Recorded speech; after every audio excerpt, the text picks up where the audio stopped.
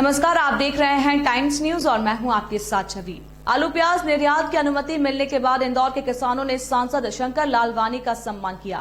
सांसद शंकर लालवानी ने आलू प्याज निर्यात को लेकर संसद में ये मुद्दा उठाया था, जिसके बाद केंद्र सरकार ने आलू प्याज निर्यात की अनुमति जारी कर दी। इंदौर में किसान संघ और आसपास के किसानों के द्वारा इंदौर के सांसद शंकर लालवानी का सम्मान किया गया। किसानों का कहना था कि आलू प्याज पर निर्यात की अनुमति मिलने के बाद किसानों को इसका उचित दाम मिल सकेगा। इंदौर सांसद के द्वारा संसद में इस बात को उठाया गया था, जिसके बाद केंद्रीय मंत्री नरेंद्र सिंह तोमर से इंदौर सांसद ने इस मसले पर चर्चा भी की थी। सरकार से अनुमति मिलने के बाद इंदौर और उसके आसपास के ग्रामीण इलाकों के किसानों ने सांसद कार्यालय पर पहुंचकर शंकर लालवानी का सम्मान किया और उन्हें धन्यवाद भी दिया। इस दौरान मीडिया से बातचीत में शंकर लालवानी ने कहा कि लगातार किसानों के बीच ये बात निकल कर आ रही थी कि आलू प्याज पैदा करने वाले किसानों को काफी तकलीफ का सामना करना पड़ता है। यदि इस पर से निर्यात की अनुमति केंद्र सरकार के द्वारा दे दी जाए तो किसानों को भी इसका उचित दाम मिल सकेगा। इसी को लेकर लगातार सरकार से आलू प्याज के निर्यात की अनुमति के लिए मांग की जा रही थी। अब केंद्र सरकार ने इसकी अनुमति दे दी है तो किसानों को भी इसका फायदा मिलेगा। पिछले दिनों जब मैं ग्रामीण क्षेत्र में जाता था तो किसानों की ये मांग रहती थी कि हमारे मालवा क्षेत्र में आलू का उत्पादन बहुत हुआ है, प्याज का उत्पादन बहुत हुआ है, लहसुन का भी उत्पादन बहुत हुआ है और उसी को ध्यान में रखते हुए जो उत्पादन हुआ है, जो खपत होती है उससे ज़्यादा उत्पादन हुआ है इस क्षेत्र में। तो किसान यहाँ पर कोल्ड स्टोरेज में रख रहा था अपना आलू।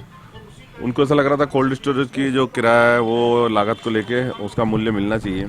तो मैंने पिछले दिनों जब लोकसभा चल रही थी तब ये मांग उठाई थी कि आलू प्याज और लहसुन का निर्यात खोलना चाहिए। और हाल ही में जब मैं माननीय कृषि मंत्री तोमर जी से और हमारे कॉमर्स मिनिस्टर पीयूष गोयल जी से मिला था, उनको मैंने किसानों की बात रखी थी।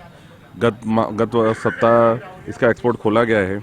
अब किसानों को कोल्ड स्टोर में रखने की जरूरत नहीं पड़ेगी, वो अपना एक्सपोर्ट कर सकते हैं और उनको उचित दाम भी मिलेगा। कल आप दौरे पे गए थे कई ग्रामीण इलाकों में, किस प्रकार की समस्याएं देखी हैं?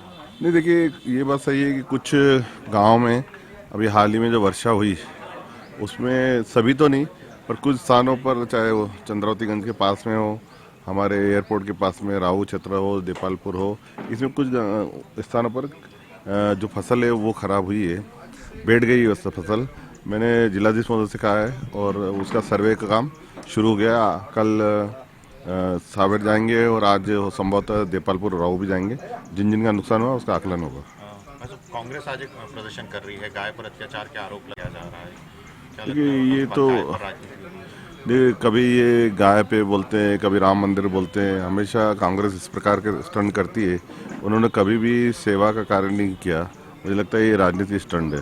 हेरिटेज कॉम्प्लेक्स का भी आज से शुभारंभ करने जा रहे हैं आप लोग। आज देखिए पिछले दिनों दिशा की जब बैठक थी तब मैंने निर्देश दिए थे कि जिन लोगों को दुकान अलॉट हो गई है उनको कब्जा देना चाहिए, क्योंकि कोविड के समय बहुत विषम परिस्थिति में गुजरे। अब चूँकि मार्केट बन गया है और जो उनके इशू हैं वो शासकीय स्तर पे हैं कि माफिया में जाएगा किराया कि नगर निगम में जाएगा, ये हमारा शासकीय स्तर का मामला है।